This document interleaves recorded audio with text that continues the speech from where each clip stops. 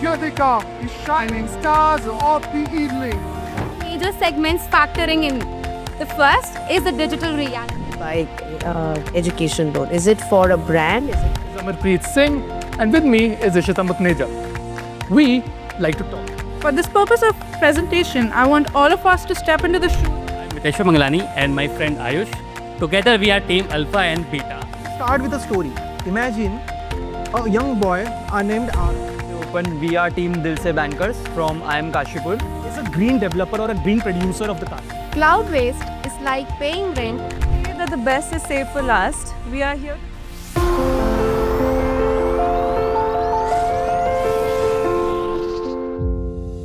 Hello students, जैसा कि आप जानते हैं कि अदर एजुकेशन ने आज तक कभी भी एक भी मौका नहीं छोड़ा कि कैसे उसके स्टूडेंट्स को सारी बेस्ट अपॉर्चुनिटीज़ मिले।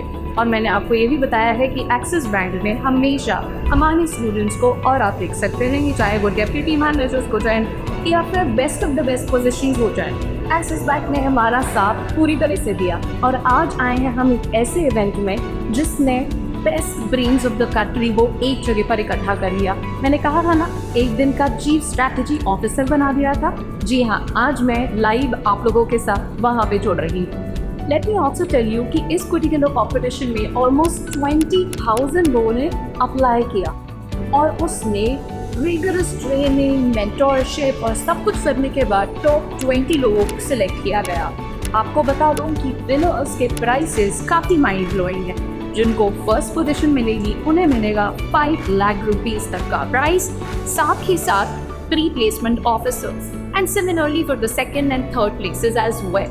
आज इस इवेंट की एक बारीकी को भी हमसे समझेंगे, पर आपको करना होगा हमारे चैनल को सब्सक्राइब, हमारी वीडियो को लाइक और ज़रूर से ज़रूर शेयर, ताकि आपको ये पता चले कि कैसे अंडर एजुकेशन हमेशा आपके साथ है। और एक्सिस बैंक फ्यूचर का बैंक है, यूथ का बैंक है। दोस्तों, आज मैं आपके साथ जुड़ रही हूँ live from axis bank moves 2025। Moves एक ऐसा इनिशिएटिव है जिसने कंट्री के बिगेस्ट एंड बेस्ट ब्रेन्स को एक जगह पर इकट्ठा कर दिया है। आपको बता दूं कि इस पर्टिकुलर कॉम्पिटिशन में 21,000 से ज़्यादा बच्चों ने अप्लाई किया और रिगरस ट्रेनिंग, मेंटोरशिप, सारी चीज़ों के बाद टॉप 20 लोगों को सिलेक्ट करके यहाँ ले आया गया है। आज आप देखेंगे best performers from IIMs to IITs to ISBs। साथ ही साथ इनमें से जो भी विनर्स होने वाले हैं उन्हें मिलेंगे अमेजिंग रिवॉर्ड्स, यहाँ तक कि प्री प्लेसमेंट ऑफर्स भी। अगर आप भी चाहते हैं कि आपको मिल जाए बेस्ट ऑफर्स, आपको मिल जाए बेस्ट पैकेजेस, और ये मत सोचा करो यार कि बैंक है सिर्फ कैश डिपॉजिट करने का काम है, that's not how it works. ये एक मल्टी डिसिप्लिनरी इनिशिएटिव है जिसमें एक्सिस एक्सप्लोर कर रहा है कि कैसे हम अपने यूथ को एक नया मौका दे सकें। और ये जानते रहिएगा कि Axis bank is truly and loudly see that they are the real bank of the youth, the real bank of the future along with other education. तो आइए चलते हैं और देखते हैं कि कौन देने वाला है आज का बेस्ट परफॉर्मर, कौन होने वाला है इस पूरे इवेंट का विनर। सारी चीज़ें जानने के लिए just follow.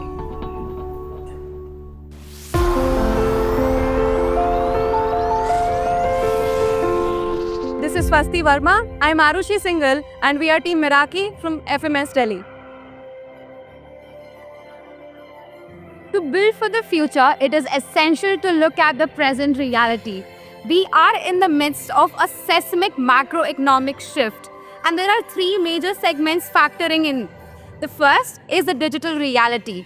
There are multiple fintechs who are coming up. There is huge competition amongst the same. There has been over 131 billion UPI transaction in the year of 2023, and it has been growing ever since. There have been many so the second is the gig economy workers or the gig economy boom. From 7.7 million people employed in this segment right now, it is projected to go to 23.5 million people by 2029. But they are facing a staggering 71% lack of formal access to credit. And this is where we can come into picture. The third is the MSME sector, which is the backbone of our economy. It is contributing to 30% of the Indian GDP, employing over 110 million people in this segment. But they are also facing a staggering credit gap of over $380 billion. This is the strategic gap that we have identified as the opportunity where we can come into picture. The fintechs are having the agility, but they lack the trust. The normal banks or the traditional banks, they have the trust, but perceive that they do not have the flexibility or the agility to go ahead with the evolving needs of the consumers. This is where we believe that Axis can uniquely position itself to synthesize best of both of these worlds. We will deliver a solution built on trust but engineered for agility. And this brings us to Axis FlexiPay Plus, our financial co-pilot for the new economy. This is not just an application. It is a proactive manager for all the financial needs of our users. We propose to build this experience on 3 core pillars. First is smart banking. Easy onboarding through WhatsApp, which will reduce friction significantly, unified payments dashboards, and account aggregation, etc. for our users. Next is dynamic credit.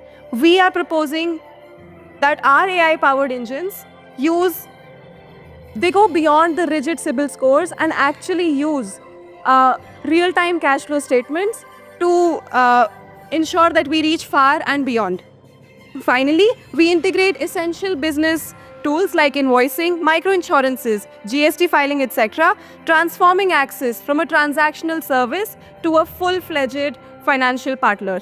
And this is our third pillar, embedded services. We build this on our AI advantage. And we're using it in 2 very specific ways. First, we use generative AI, which acts as a personal smart advisor. Our customers can ask any questions, and instead of complicated charts, they get very conversational answers instantly. Next is agentic AI, which is being used as a proactive co-pilot. We are automating saving goals. We're also suggesting potential cash flow shortfalls and providing suggestions and advice proactively. Our entire approach is driven by deep consumer insights. Let's look at some of our prospective customers that we can have. First, let's look at Priya, who's a freelancer. Her life is non-linear and her income is volatile. She needs a system that understands her cash flow and not just her CIBIL score. That is where our dynamic flexi credit line comes into picture, which takes into account her regular cash flows that she is getting and gives her an instant credit access based on how the money is coming into her account.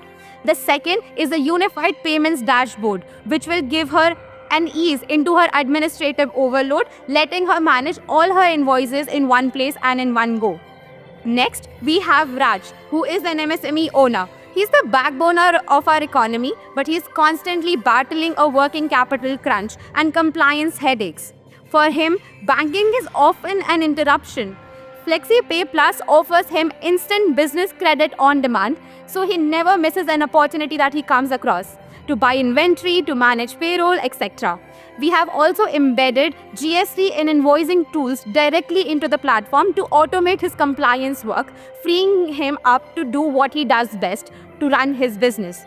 And third is a digital native millennial who requires no interruption and seamless digital first platform. This is where we propose the WhatsApp banking approach and also gamified nudges utilizing AI to keep him learn and grow his finances. And now we move on to why exactly Axis is positioned perfectly to win. This is because we have a powerful and in this very defensible unfair advantage. Any startup can build an app, but the trust and the brand reputation that Axis has built over the years is not replicable. They do not have our mature digital APIs or infrastructure that can be used instantly. Our sophisticated AI-powered data and analytics engine further gives us a powerful edge. And critically, our existing distribution and partnerships with corporates and MSMEs will ensure that we have a far-reaching go-to-market channel. However, we have also assessed some potential risks. For credit risk, our AIs will use real-time transaction data and dynamically adjust credit limits. Next is execution risk, for which we propose a dedicated, empowered team managing agile systems. This is not just an opportunity, it's a strategic imperative. The market is at an inflection point, and FlexiPay Plus is the big move that will define market leadership for Axis Bank in the next decade. Our approach is agile. A good idea needs to come up with a very good execution plan as well. So therefore, we have come with a crisp and disciplined phase-wise execution plan for 12 months. The phase 1 is about building the foundation and signing strategic partnership to create a comprehensive, powerful ecosystem from day 1. Phase 2 will deal with the technicalities. We'll focus on building the core platform and our proprietary AI credit and fraud risk engines. The third phase will be the closed beta loop over here, where we will refine features based on direct feedback we get from our target consumers, so that when we reach to the target, which is the phase 4 of our public launch into the market, we are hitting the market with a product that has already been validated and has been incorporated with the feedback being provided by our target consumers. We will always be agile in our methodology to always incorporate the growing needs of our customers and have the first movers advantage. Our goal is to have 1 lakh active users within the first year of launch. And finally, the impact. The impact is going to be a powerful win-win, not just for Axis Bank, but for India. For the bank, the numbers are transformative. We're targeting 5 to 7 million new-to-bank customers, which represents roughly around 20% of a very conservatively marked target market. This will fuel significant revenue growth, the details for which we have mentioned in the appendix. And we here show a clear path to generating 2 to 2.500 crores in revenue in 1 year. This is driven by a healthy mix of lending, fee and float income. Furthermore, the digital-first FlexiPay will ensure that the costs are minimized significantly and the cost-to-income ratio will become a lot better. But beyond the balance sheet, the welfare impact for India is profound. We will be banking millions of underserved workers, providing critical credit facilities for their business growth and creating a vital financial safety net through integrated insurance and credit access. To conclude, the future of banking will be defined by those who can best serve the digital native economy. With FlexiPay Plus, we are not just building an innovative product, but we're building relationships. We are getting welfare for all the people and equitable opportunity for every single one of us, and cementing Axis Bank's role as the leading innovator for the next billion. Thank you. We are Team Meraki, and we're ready to build this future with you. We're happy to take any more questions.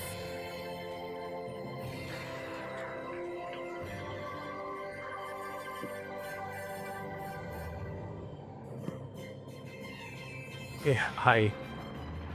Thank you. That was a great presentation. I have a quick 2 questions. I liked how you addressed the credit side of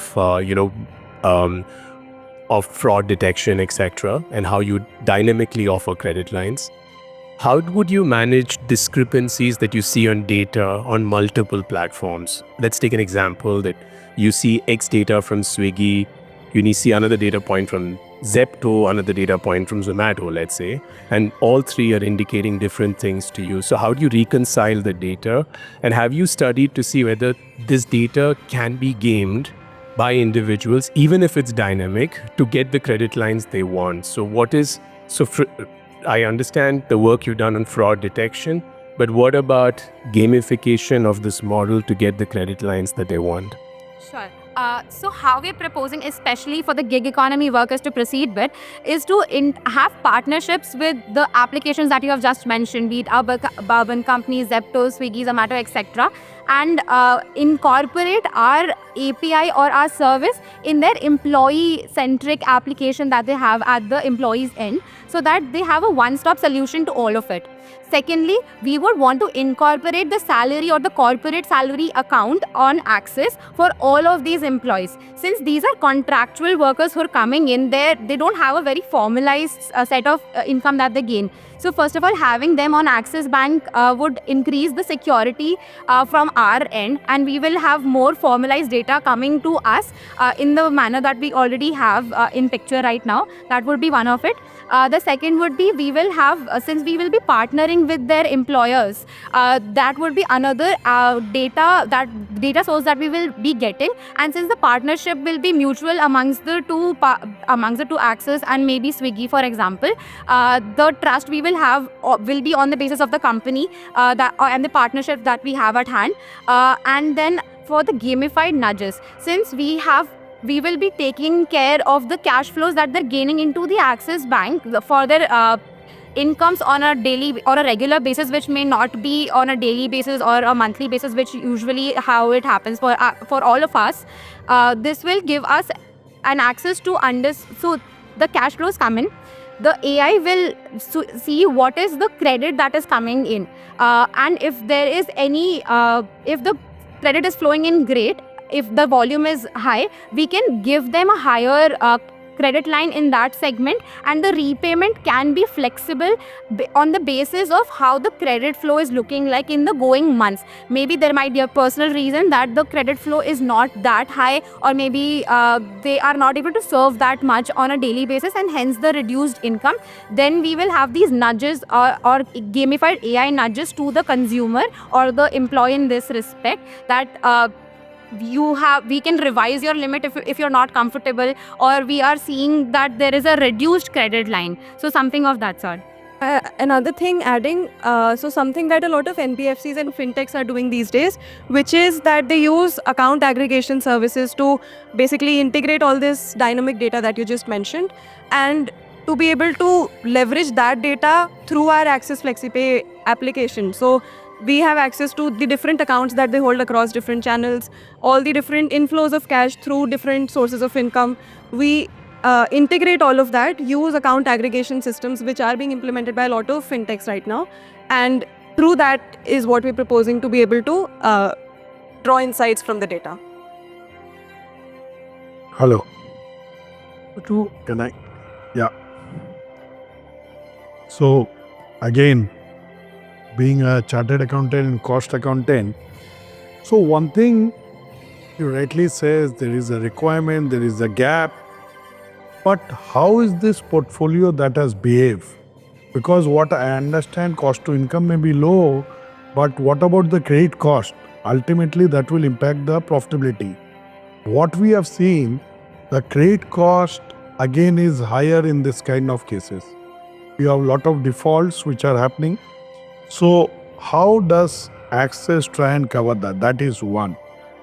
Second, when you said key again use all this aggregate platform, the AI to analyze the statement and other thing. So again, there may be this cash flows are erratic. They are not smooth like you have. How do you take this account while do you evaluation to give a credit to that person? And most important, whether the end use is for consumption or production. So, because again, the whole game changes if it's for end use, and if it's for production, then it's a different, altogether a different journey. It's much secured. So how do you go about all these three? The credit cost, the analysis based on the end use, and some of the document that we do.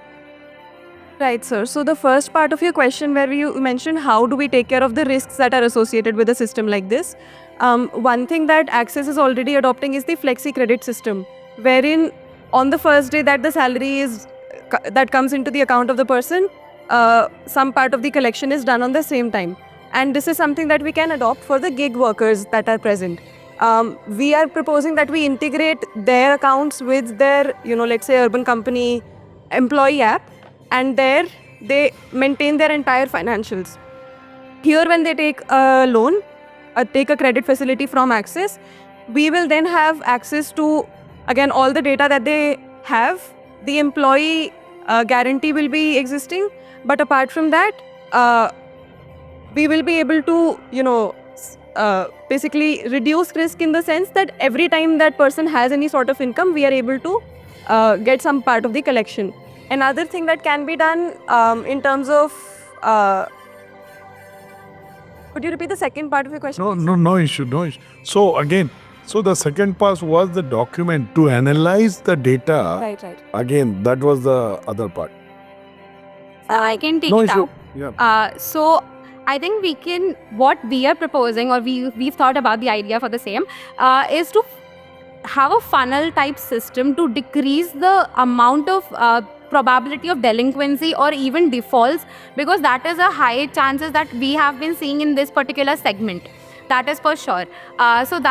So what we are proposing is to divide the entire journey in 3 different phases. The first one is the onboarding itself. So when we're onboarding, since we want them to get onboarded onto Axis Bank accounts, so the onboarding of the customer itself, we will have a lot of data that we will be processing and gaining from them to first of all incorporate and onboard them as a customer first. So that will be a lot of data that we'll have at hand.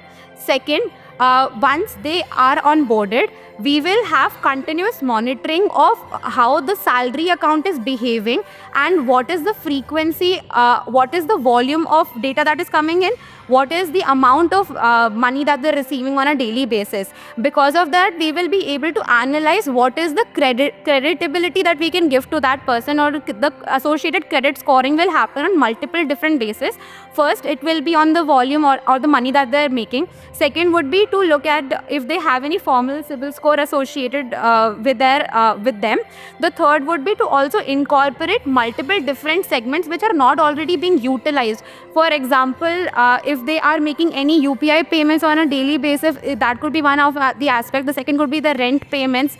Third could be electricity or utility payments. Though that could also showcase how are they behaving in other segments when they have to make some payments. And the third is, once we have analyzed that what their creditability is looking like, we assign them a flexible credit line according to this. First, in the beginning, it will be lesser, but with a higher amount of rate of interest that we will be charging to them, so that we are able to secure the cost of credit that we will be providing to them and the risk associated with the same. Then once we see their repayment and their ability to come up and repay their loans that they're coming up with, we can increase their lines going ahead. And then, as I mentioned, if the volume of data coming in or the amount of earnings has reduced, we can reduce the flexi credit line if they try to avail it again. And the repayment part of it could also be changed by utilizing the AI nudges that we mentioned, so that it is easier for them to pay and lower risks for us as well. And then the last part is the collection part of it, which is the hardest, which has been there in the industry till now. So that could be, since we are partnering with the employer, the trust could be entailed over there on the employer itself, who will be our partners to help us in the collection part of it. To draw a very simple picture for the same, sir, we spoke to some people from Urban Company, customer relation managers, and they have partners. These people who go and service different, provide different services, they call them partners. And a lot of problem they face is in terms of how these people try to have different sources of income and how they take credit but they're not able to repay it, and that then becomes a problem for them as employee of Urban Company. So what we're providing is an entire ecosystem, and what that does is it will create that kind of... Team Meraki, your time is up. Thank you so much. Ladies and gentlemen, a round of applause for Team Meraki from FMS.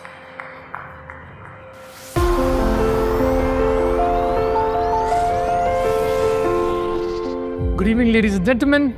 My name is Amarpreet Singh, and with me is Ishita Mutneja. We like to talk. And while talking, we went to the Ola riders in IIT Kharagpur and found a problem that needs to be solved. The problem will be solved by Axis Bank today. And here's a solution to it. Can you move to the next slide? Yeah. So, according to a report by Niti Aayog, almost 90% of the gig workers lack savings, and therefore they face high vulnerability to emergencies. And therefore, we have three users to actually show you how these actually work out. First, Priya. She's a freelancer who earns about 50 to 75,000 rupees a month, and she faces financial instability. Second, we have Rajesh, who is actually an AC repair specialist working with Urban Company. He earns about 35 to 50,000 rupees a month. Again, he faces a problem in the overall gig economy. And third, we have Anil, who works with Swiggy and is a delivery partner. Again, he couldn't access any microloans for his daughter's education. These are the primary three problems that are being faced by the entire 23.5 million workers. However, this is sitting at a $455 billion worth of economy, and which is growing at a 17% CAGR, which is higher than what the IT boom happened. Altogether, we're looking at 23.5 million such stories. That'll be by 2030. And why this actually matters for Axis right now is because it is at a 4.75 lakh crore of TAM. Altogether, we also have a first mover advantage. Except from HDFC Giga, there's no other one doing it right now. And also, we already have a UPI head start in terms of payment service provided. And at last, one thing that aligns with us is hashtag #DilSeOpen, which aligns with the overall initiative. Let's start by understanding the market by using numbers. We are looking at the TAM of 4.75 lakh crore rupees. We calculated this by looking at the entire gig worker base and saw that 60% of them require loan with an average size of 45,000 rupees. Based on the industry standards, we are taking 0.75 loans per year. The product of all this gives us the TAM. Similarly, looking at the digital readiness and financial readiness, we calculated SAM to be 40% of TAM, totaling to 1.9 lakh crore rupees. Based on the penetration rate set by the industry, SOM comes out to be 9,000 crores. We use tech infrastructure and build a new platform for gig workers, with our mode being number 1, alternate data banking system, second, GST level underwriting, and third, 5-step credit approvals digitally. Let's move on to the solutions in detail. Altogether, we're looking at the different segments of the gig economy. People think that the gig economy is a single economy. However, there are 3 types of economy: it's skilled, semi-skilled, and unskilled. Can we change the slide, please? So, primarily for the skilled workers, we have GST and ITR-based lending. Primarily, 35 to 40% of the people in the skilled workers earn on the upwards of 20 lakhs, and therefore they are GST registered. So we'll be taking GST and ITR data to give them loans that are 15 to 20% higher than what are the industry standards. For the semi-skilled and unskilled laborers, we have 2 primary solutions, which is EWA, Earned Wage Access. Basically, whatever you're capable of earning tomorrow, you could access it today. EWA is that. AGISA is basically access giving income stability. So what happens is it provides you 80% of your predicted income every month as a form of salary. And third, we have a FlexiPay account, which is an aggregated account where you will be able to see all your earnings from the different gig platform apps that you have. This all will be done with the integrations with different platforms altogether, serving as gig platforms and also government initiatives like Jan Dhan Yojana and eShram. Moving on, can you switch the slides? So yeah, now let's start with Priya. Priya opens up digital payment banking app and finds out an e-banner saying she's eligible for 5 lakh rupee loan. She signs up for it and fills up the basic government details. Her GST and ITR are linked by DigiLocker. Axis system runs alternate credit scoring and calculates the loan amount. On acceptance, a Axis Gig Pro account is automatically created and loan is disbursed into that account. Similarly, for Tier 2, we introduce embedded banking. Anil finds out on Swiggy Partner app that he can take a loan of rupees 25,000. With this alternate data, the loan amount will be calculated. Then, Axis provides EWA and microloans. A Gig Sathi account is instantly created and linked with his Swiggy payouts. The EMI is auto-deducted from his future Swiggy earnings. Now, moving on to, let's look into the financials in more detail. Altogether, we're looking at an average revenue per user for a Tier 1 customer, which is unskilled, of about 1,470 rupees. Or for a Tier 2 user, we calculated it to be about around 6,500 rupees. And for a Tier 3, it is 15,000 rupees, which is 10x of Tier 1. And that is why in the initial stages, we'll be targeting Tier 3 and Tier 1. So altogether, looking at the P&L statements, we are looking at an EBITDA that will be positive after 18 months and overall break even at around 14 months. However, there's a game changer here, which is PM Mudra Yojana. The PM Mudra scheme, when integrated, could change this altogether in terms of profitability. From 14 months of break-even, we could go to 11 months, and from 18 months, we could go to 15 months of EBITDA positiveness. Altogether, this also adds about 500 crores of extra profitability in the entire economy, in the entire initiative that we have. But we have this risk, which is primarily the regulatory risk. If we are lending to someone, there'll be also a regulatory risk involved with it. Altogether, the bad loans that we are talking about, 3% is the actual NPA rate for the tier 3 users. So that is why we'll be going with them initially. With the tier 2 users, it's actually calculated 8%, and altogether we'll be giving the interest rates according to these NPA rates. Moving on.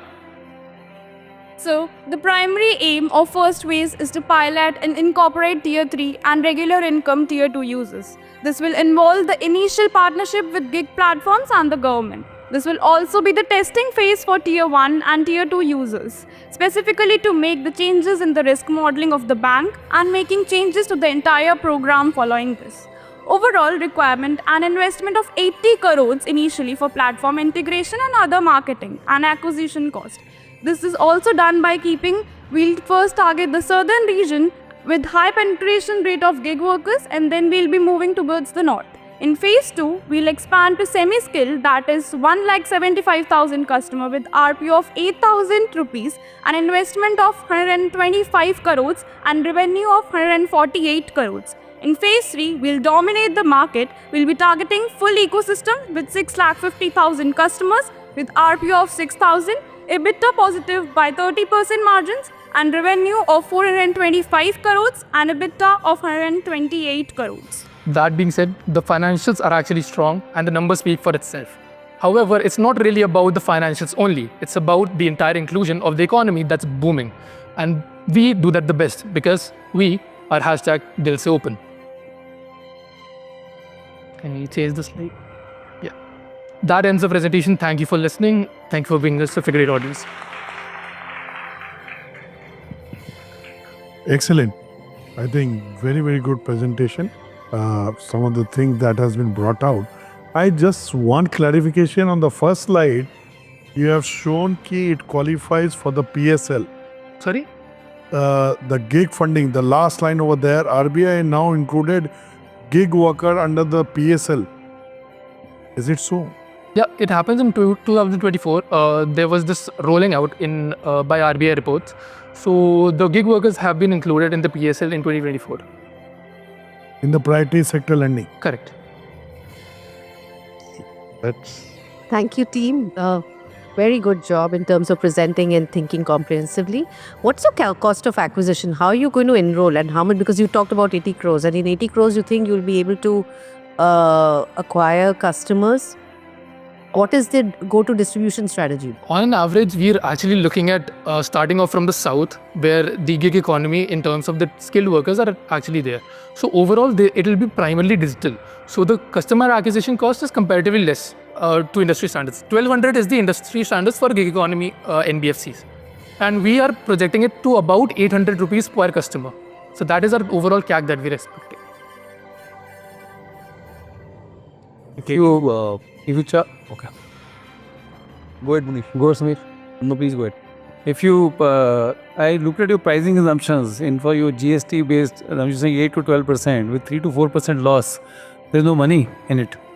Sorry, I didn't hear You said 8 to 12% you'll charge to the customer. I saw the pricing in the gig worker pricing. You said, just go back to the slide. Let's go back to the second slide where you had those customer segments. The product slide. Yes. Yes, under if I 8 to 12% with 3 to 4% loss, where's the money? There's no money in it. In terms of the entire... In terms of after cost of acquisition and after losses, there's no money left for the bank. So initially, we're looking at EBITDA negative. Actually, the 8 to 12% is what the industry standards are actually there. However, we calculate that. Can we switch the slides, please? One more. This is actually the particular interest rates that we'll be charging them according to their NPA rates. So for the GST base, it is primarily for tier 3. So it will be on the ranges of 12 to 16% for these users. Okay, not 8 to 12. That was for the industry standards. So industry charges at that. So but you will charge higher than industry? comparatively better. But then, how will you get this share that you are thinking? So we will be giving a better ticket size altogether of about 10 to 20% because we have better tech to evaluate their overall income. Okay. Can you explain these financials? Like what? So how did you come to the revenue and what is EBITDA? Like what do you mean by EBITDA actually? So overall, what we're looking at an investment of about 300 crores altogether for the next 5 years. Now, overall P&L came out to be, we looked at overall what is the customer acquisition cost for the customers and how many times, how much customers are we actually targeting for each of these years. Accordingly, we multiplied them to actually look at what exactly could be the revenue from that and also what are the costs involved in terms of marketing, platform integrations and stuff like that. Summed that up, we included that into the P&L statements and that is how we got the EBITDA. EBITDA is basically at the end how much are we burning altogether for the first 1 to 2 years. No, so 75,000 crores, 1,000 customers is giving you 32 crore of revenue. Yeah. What is the math there? So that is basically on the overall average revenue per user that we calculated. They have a decent revenue of about 15,000 altogether. And we'll be segmenting them based on tier 3 and tier 2. So 25,000 of So them are that's 4,300 rupees per customer, right? Sorry? That's 4,000 rupees per customer. Correct. So 25,000 are from tier 3, which is actually 15,000 worth of Your ticket size is how much? ticket size for For the loan? the loan is for the tier 3 user is 5 lakh minimum on the app. 5 lakh. Okay. So we segmented 75,000 into 50,000 and 25,000. 25,000 would be the tier 3 skilled workers that have an average revenue per user of 15,000. So that's 8%, right? Correct. Margin. But how will you make 8% margin if you're charging 12%? Because cost of funds itself will be like 7-8%, right? Correct. So altogether we multiplied the cost of funds. We looked at the maturity rate at what is the average mature of their loan altogether. And that is how we calculated the EBITDA. Okay. Thank you. Sorry, I have one quick follow-up question to Sameer's. So how much out of the EBITDA, how much comes from cross-sell, how much comes from lending spreads, and how much would come from anything else like, interchange, product interchange, etc.? Initially, we are just targeting lending products. So the 80% of the revenue that we're actually getting would be primarily from lending products. However, we'll be diversifying in terms of insurance and other investment products for these particular users when we go into tier 2 and tier 1 market. Yeah, because here you said you have all of these products. So I'm just wondering how you're splitting up this ARPU coming from these particular products. Primarily of this ARPU is from the credit. Okay, thank you. Any other questions? We're open to. Very good, thanks. Hello. Yeah. Thank you so much. Hello. So I want to ask a question. So you mentioned about your achieving the assumed urban and semi-urban reach. So what do you think are the risks involved? Sorry, I couldn't hear you. Can you repeat once? Yeah, so you talked about, reaching the semi-urban and urban areas. What are the risks involved in this that you think are there? Altogether, now the primary problem we have in this is basically the outreach altogether. So the people are very aware of where exactly they can get their loans from. So that is primarily through our campaigns that we have involved. So if we can go to the last slides, can we? Yeah. So this is primarily our campaigns that we're going through. So for them to actually know about that there's an opportunity given by Axis Bank where they can actually get these loans altogether, that is how we'll be going towards them. Now the risk involved would be minimal because we're going through the digital route. So yeah, in terms of altogether lending, we won't have any risk in terms of the overall outreach, but might be in the terms of regulatory affairs. So that is what my answer is. Okay, thank you.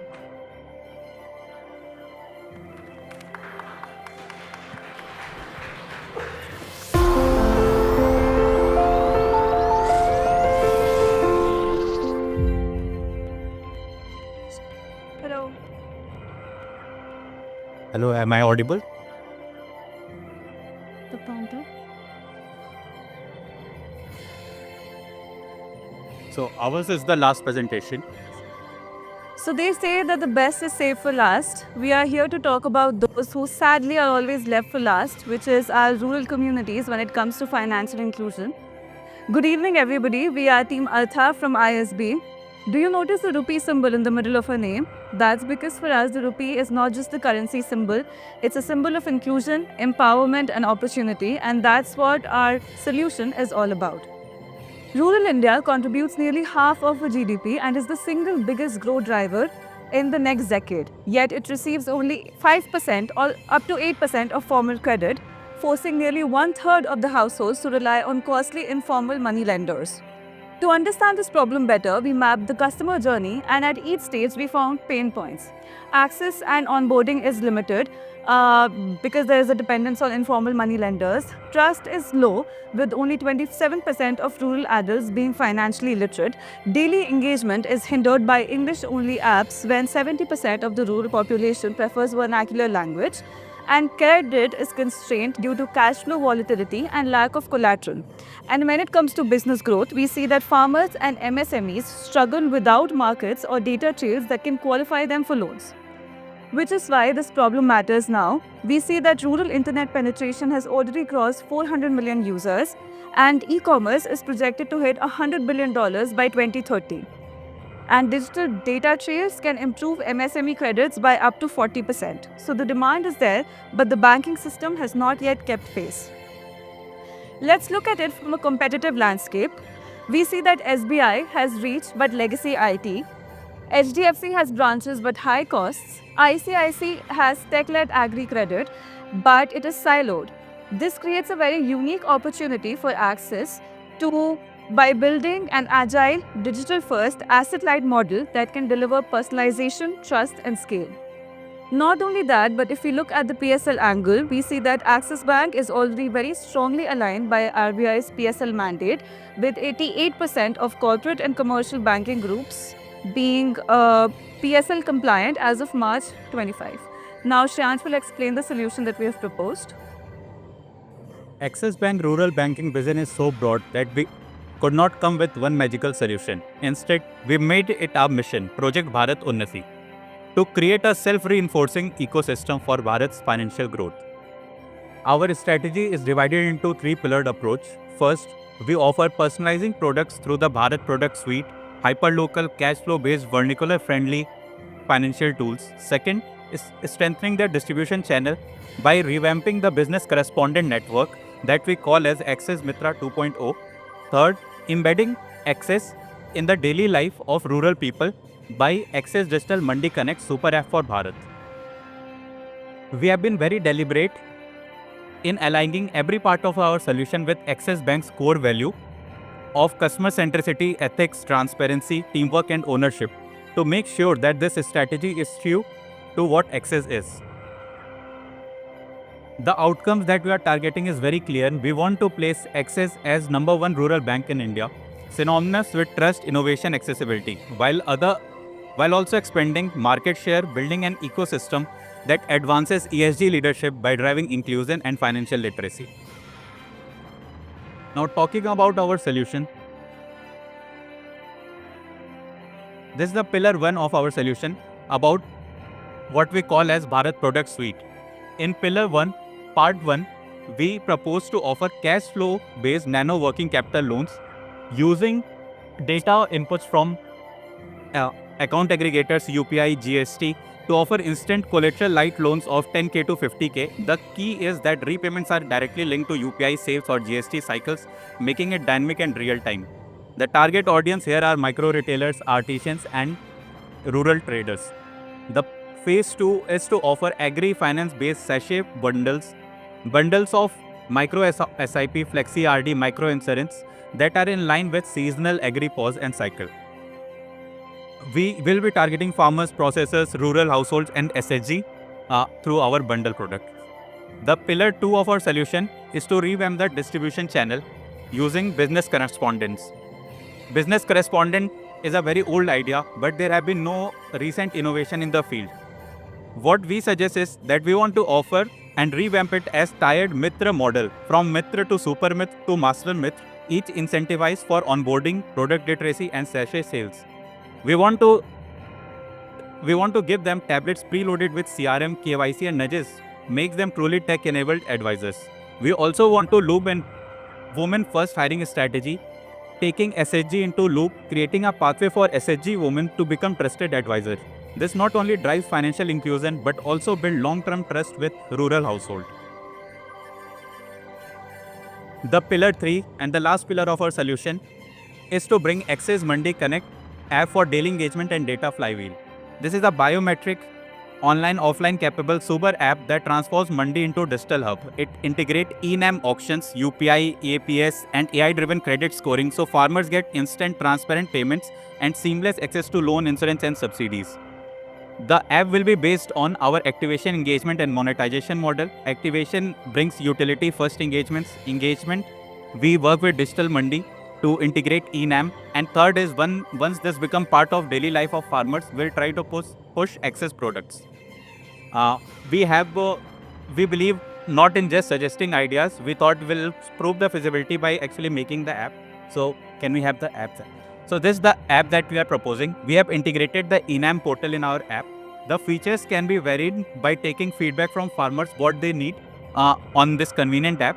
And if you move up, we also try to integrate various things that farmer need in their daily life, like seeing the rate that is being offered in the mandi, or if you go more up, you can see weather forecasting reports. Also, they can get to know what other government scheme, or also can get details and advice about their farming. We can integrate more helpline number in this. The second prototype that we want to show is the tablet that we want to give to our Axis Mitras. If you move up, you can see the tiered structure that we are proposing. You start with Mitra. Once they complete certain training, onboard certain customer, they get promoted to Super Mitra and then Master Mitra. On the right, you can see the incentives that they will get by onboarding the targeted number of customers that we are seeing. On left, they can see the regional leaderboard, and if you go down, if you go down, so there are various features. There is AI integrated chatbot for them to ask question and back to the PPT. So now we'll quickly look at the execution roadmap and the risk mitigation strategy. So our plan is phased over 3 years. In the first 6 months, we set up pilots by onboarding Mitras, rolling out CRM tools, and launching basic savings products. From there, we move into digital adoption with our super app that we showed. Axis Sathi drives literacy, and we also have a fraud shield. As we gain traction, we expand the Mitra network to over 100,000 and extend into 12 to 15 states. Parallelly, we integrate MSMEs into ONDC, roll out sachet insurance and pensions, and track financial inclusion through SROI and FI indices. Of course, execution comes with risks. We have operational risks like attrition or service delays, technology risks such as glitches and fraud, adoption barriers, low digital literacy, and regulatory uncertainties. But these are backed by clear mitigation plans.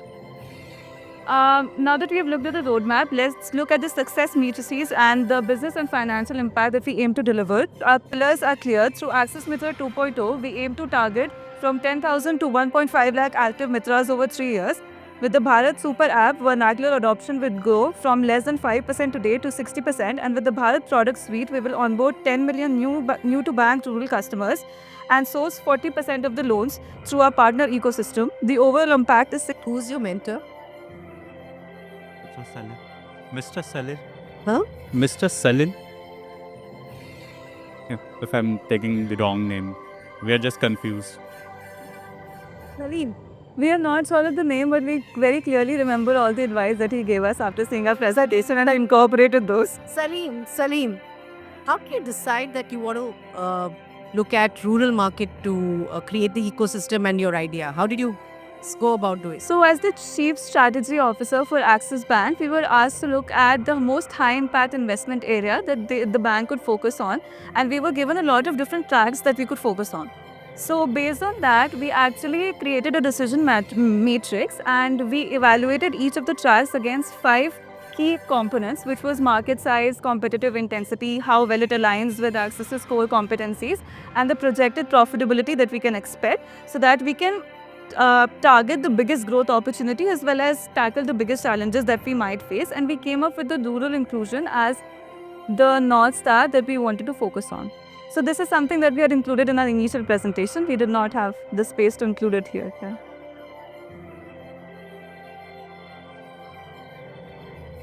I like your AI predictive model that predicted the question. No, but really good presentation. Congratulations, well done. I just have one quick. I mean, on the, most part, you connected to Axis Bank where we are, etc. But on the risks, and you mentioned a few of them. But could you just get into a little bit of detail? So what according to you is an area that we could be caught blindsided as we do this? Because one of the things is that I'm not able to hear clearly. no, I'm saying on the risks part, is there any area that you feel we could still be caught blindsided? Like you've spoken about some of the structural risks which we are aware of, but is there, because especially in this market, one is that. Second question is, so much depends on how you drive usage on the app, right? Because a lot of these things we see, we get users, we get them started, but we don't know how to engage them and how to drive engagement. So you didn't touch upon too much about how you will drive engagement into the future, or maybe you did and I missed it, but could you just cover those aspects just to give us clarity on how you will drive that cross-sell ratio? It sounded, I think it was 2.3 or 2.4x, so just wanted to get some clarity on that.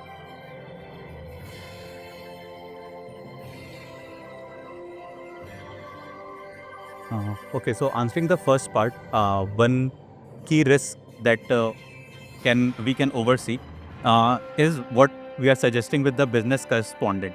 We tried getting into regulatory framework to see what are the current rules and regulation to how much we can allow business correspondent to take the work with, and we didn't find any good document on it. There is a document by RBI made in 2018, updated in 2022. But still it do not provide a good framework of things that we can delegate to BC. That is one particular area that we were even interested to see how government will react to it. But because we get the early mover advantage, we can definitely lobby for a more relaxed norms, given that we keep our in-house regulations very strict. So that's the part one of your question. Second, you can answer. So what we wanted to focus on, you are right that if the app that we are focusing on delivers only financial products, then in that case, the engagement might not be that high, which is why we were focusing on incorporating the app as part of the daily lives of people. So because of that, we have offered multiple things like AI integrated suggestions for their farmlands, the mandi prices that they can transact on daily. It has also been integrated with the eNAM portal. So these are the things that we wanted to focus on basically, and we wanted to build trust through, trust cannot be established through the app itself, which is why we were focusing on Access Mitra as last mile advisors through SSGs and FPOs, which already have a lot of deep trust within the communities who can promote these apps and try to integrate it and penetrate it as deep as possible. Also, just to add on these, because we want to build a utility app first, expecting farmers to directly download Access or any other banking app is not very practical. But if you are making an utility app, we can even partner with relevant organizations or cooperatives like CRIPCO and IFCO and can ask them to offer their agri-business services on the platform. So we can look for ways how can we increase the engagement with farmers before pushing Access product through the app. So that's our plan. Thank you so much. Thank you. Our second runners-up, Team Meraki from FMS. Arushi and Swasti from FMS, Team Meraki.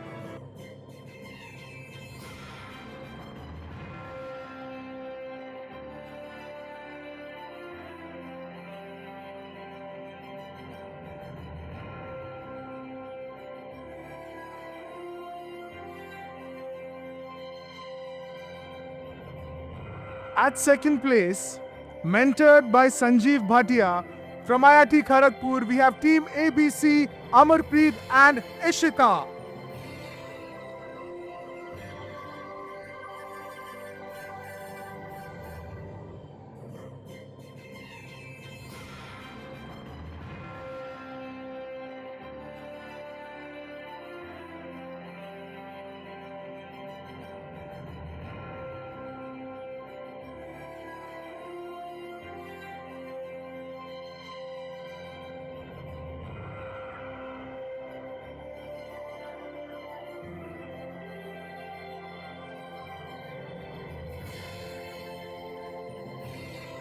the champions, the undisputed winners of Moves 2025 goes to mentored by Salim Kamal from ISB Team Artha, Shreyansh and Divyani.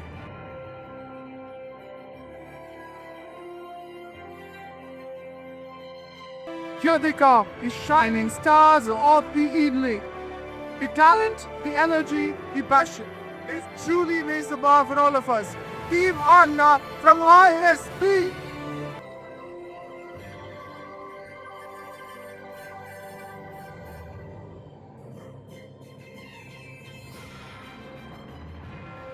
Ladies and gentlemen, a picture once again with the winners of Boost 2025.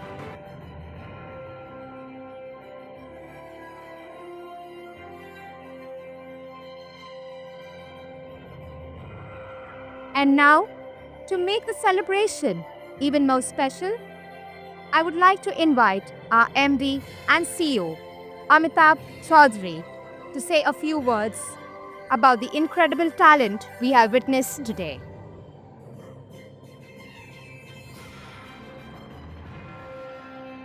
Good evening, everyone. She's already said that I'm supposed to say incredible talent. So she set the tone, and I will listen to the instructions that have been given. They control the mic and everything. So, absolute pleasure to be here at Axel Moves, our pan-India competition. We are trying this for the first time. Over the past few months, we have obviously witnessed incredible energy, talent and creativity from students across the country. And today we saw the top 10 teams who have really stood out amongst the best and come and present to the jury here. I see all the senior management team members who are present in Bombay actually looking at your presentations and obviously giving the marks, and we have had 3 winners. So firstly, all the 10 teams, congratulations. You deserve a huge round of applause. There's a ranking, so there were 3 people who got the awards, but the fact that you're here amongst almost 11,000, 12,000, we have 21,000 students, about 11,000 entries is what I meant, 11 to 11,500 is incredible efforts. It's not easy to get here, so very, very well done. I saw, 30% of one presentation and 2 full presentations. So, let's say 22% sample, and if you get into quality, you will realize that less than 5% sample is also good enough to predict how the other presentations were. So let me use the sampling which I got to talk about some of the things which I saw. Firstly, the level of articulation, the level of confidence, the depth and breadth you covered in such a short period of time. I know you were given templates. We had I Am Rohtak. You did a great job. Only thing is, I think the jury or we could not understand 90% of what you said. And I'm being just frank here, not because you did not know what you were doing. What I was so impressed by was you said you didn't know anything about this till 1 month back. So when all of us heard Avinash, we thought, okay, he must be talking sense. So Avinash was the code word for us. You should have used Avinash many more times than you used because you didn't understand the rest. And I think someone hinted that you should have dumbed it down, as he said, for us to be able to understand. But when I looked at the presentations, the depth and the breadth you covered, ISB won the award. You have used Lovable, and you created an app. You created a short film also. It just goes to show how much it takes to get here and how much of hard work you have put in to get here. So truly incredible, truly impressed. The clarity of thought, the rigor of analysis. Yes, ultimately limited data. I could make out that all the data you had was public data. We did not give you anything. The kind of data you used, the kind of papers you read just to get to, where you got to. Truly impressed. 1 or 2 suggestions. I always jokingly say that if you put, 10 MBA teams and ask them to write strategy on Axis Bank or any institution, and give them a day, hopefully by the end of the day, whatever strategy they come out with, will be broadly what we will be doing. Like I could relate to the ISB presentation. I think some of the things you said, the bank is doing. There could be shades of difference in what you suggested. The bank is the biggest gap between what we say in strategy and what actually happens on the ground is the detailing and the day-to-day execution. And as you are MBA students, you don't know enough about execution, but the difference between a great institution and an ordinary institution, the difference comes not necessarily because of strategy, but in many times it comes because of that relentless execution on a day-to-day basis. So keep that in mind as you move forward in your lives and as you prepare other presentations that you want to win or impress people with. Second thing, which I observed and I thought I'll share it with you. You talked about the app, and I saw the app. The problem is why another app will work. There are enough groups in this country who can claim that they have data on about anywhere between 30 to 50 crore Indians. Enough groups. I don't want to name them here, but let's say enough groups. We have data on 60 crore Indians because we have 33% of the UPI market. Does that mean we create an app which caters to all the citizens of the country, offering all kinds of applications? So I think when you think through what apps we implement or what we take to the market, you have to ask necessarily the next question, why you? Why this will work? What is so unique about it? Already there are 10 of them out there. We are a bank. If we take an app to a farmer, we have won the competition, ISB, don't get me wrong. So I'm not trying to find mistakes, I'm just picking out an example. There are already enough fintechs which are catering to this market. Why will a farmer believe a bank? There are 30 other banks. If let's say all of us develop the app, who will they go to? They'll get very confused. So somewhere you have to think more about when you take some of these things to the market, why will what you are bringing to the market stand out or work? And now creating an app is also very easy, which you're able to do at least elements of it quite quickly. And now with Gen AI, you can do a lot of things very, very quickly. But it necessarily does not work.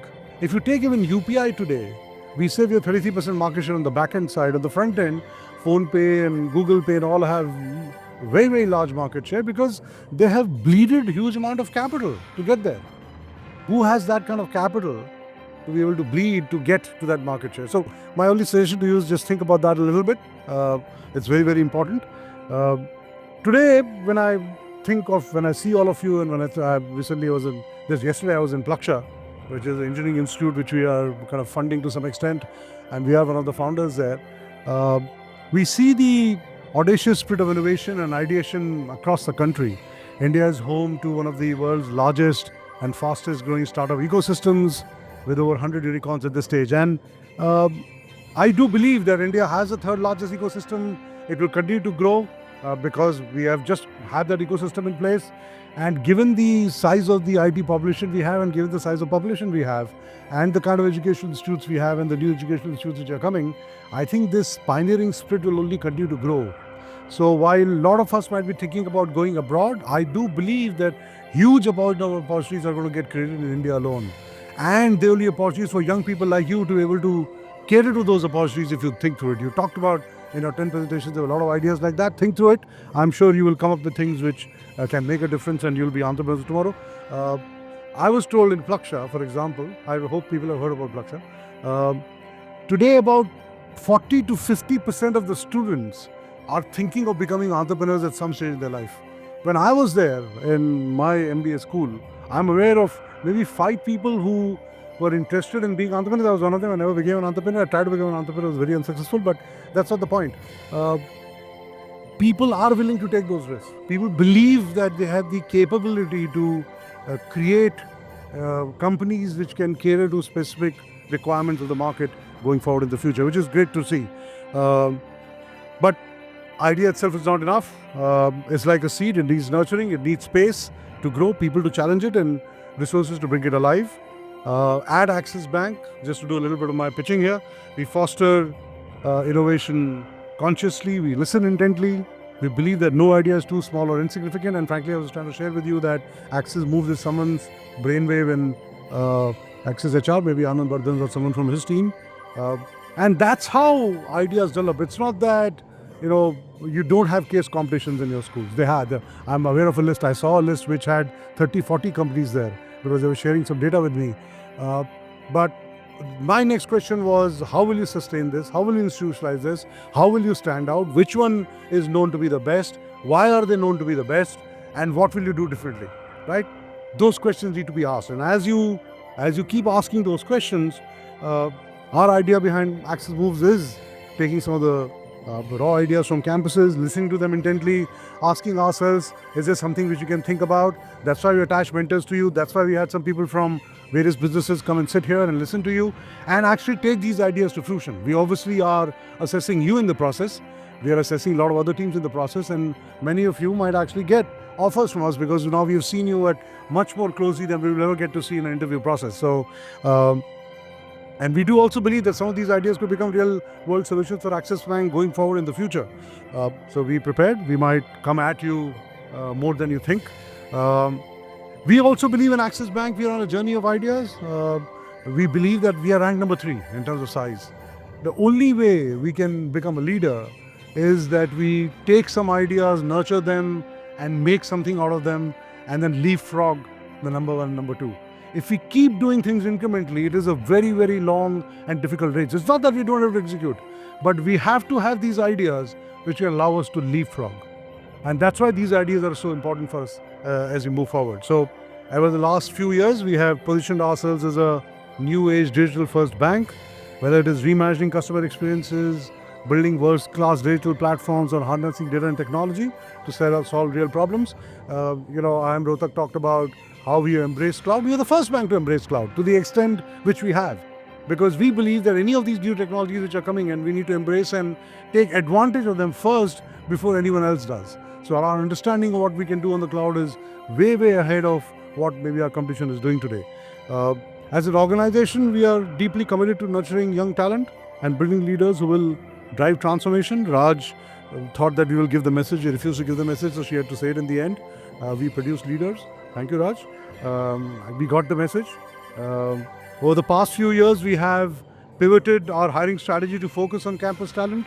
And I'm proud to share that today, 1 in every 3 hires in Axis Bank, that is over 12,000 people, has come through our engagement with campuses and academia. So that is something which we've been building on for a long period of time. Before I close, I want to extend a heartfelt thank to all the participants, the jury members, and my Axis Bank colleagues who made Axis Moves possible. At Axis Bank, we like to say, they'll say open to ideas, open to change, and open to the future. My best wishes to all the teams. This competition is not just about winning. It is about learning, collaborating, and pushing the boundaries.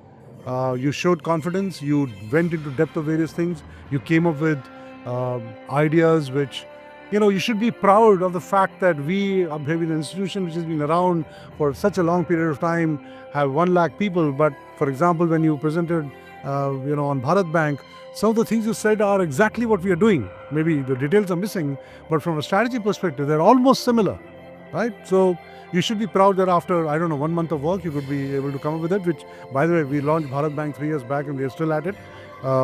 So each of you has demonstrated resilience. Each of you has demonstrated an ability to come up, present, and say things to us, which has made us sit back and say, wow, this individual or these set of individuals are thinking differently, and we want them in the organization. You have shown us today that the future also is in safe hands. I mean, future of India, hopefully future of Axis. May our ideas continue to inspire, challenge, and shape a better tomorrow. Congratulations once again, and thanks for making it here to Mumbai. Thank you.